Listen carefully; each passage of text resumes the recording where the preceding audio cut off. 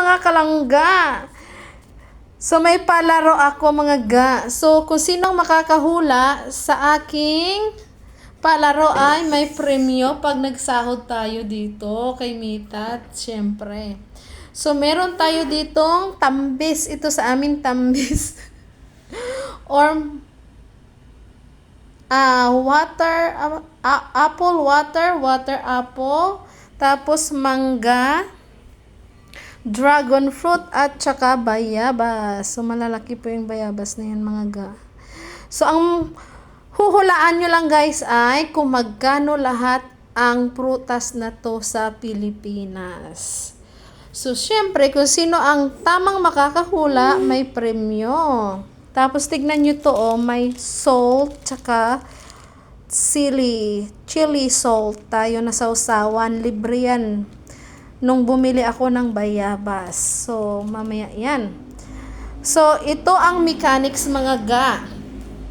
So, syempre, panonoorin nyo muna to ang video na to. Diba?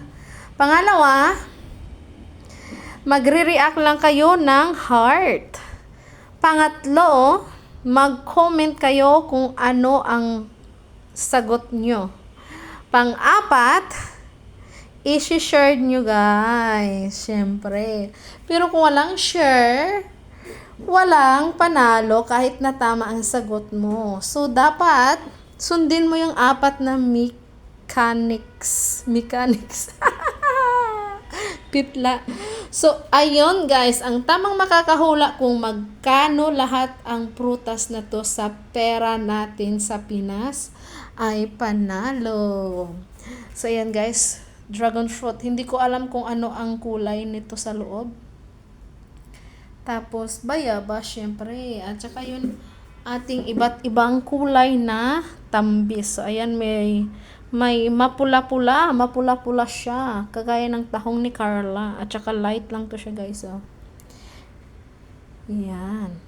So, ayun lang mga kalangga. Ang tamang makakahula ay panalo ng pag nakasahod ako kay Mita. So, yun lang. At maraming salamat. Bye!